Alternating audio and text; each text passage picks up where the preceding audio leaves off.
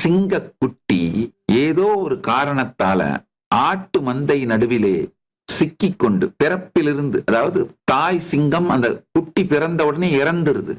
அந்த நேரத்துல அங்க வந்த ஆட்டு மந்தை அந்த குட்டியை விட்டுட்டு போகாம, அனாதைய விட்டுட்டு போக மனசு இல்லாம கூடையே கூட்டு போயிட்டு வளர்க்குதுங்க. அந்த ஆட்டு மந்தையோடு சேர்ந்து வளர்ந்த அந்த சிங்கம் தான் சிங்கம் என்பதை புரிந்து கொள்ளாமல் இந்த ஆடுகளோடு சேர்ந்து ஆடுகளைப் போலவே கத்துவதும், ஆடுகள் உண்ணும் உணவை உண்ணுவதும், ஆடுகளைப் போலவே வாழ்வதும், தன்னை ஆடாகவே கருதி கொண்டு வாழ்ந்து கொண்டிருந்தது.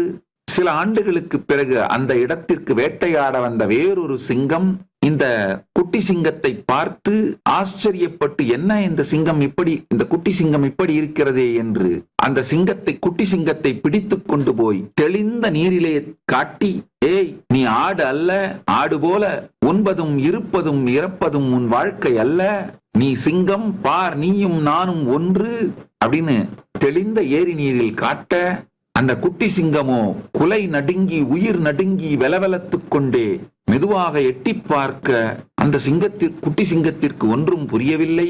பிறகு பெரிய சிங்கம், பார் இப்பொழுது நான் We are a software developer consultancy in the field of engineering manufacturing and பெருங்குரல் எடுத்து என் பெரும் சப்தத்தை கேள் என்று சிங்கத்தின் கர்ஜனையை செய்து காட்டி, நீயும் இதை செய் என்று சொல்ல ஆரம்பித்து ஓரிரு முறை தடுமாறி கர்ஜிக்க துவங்கியது இளம் சிங்கம்.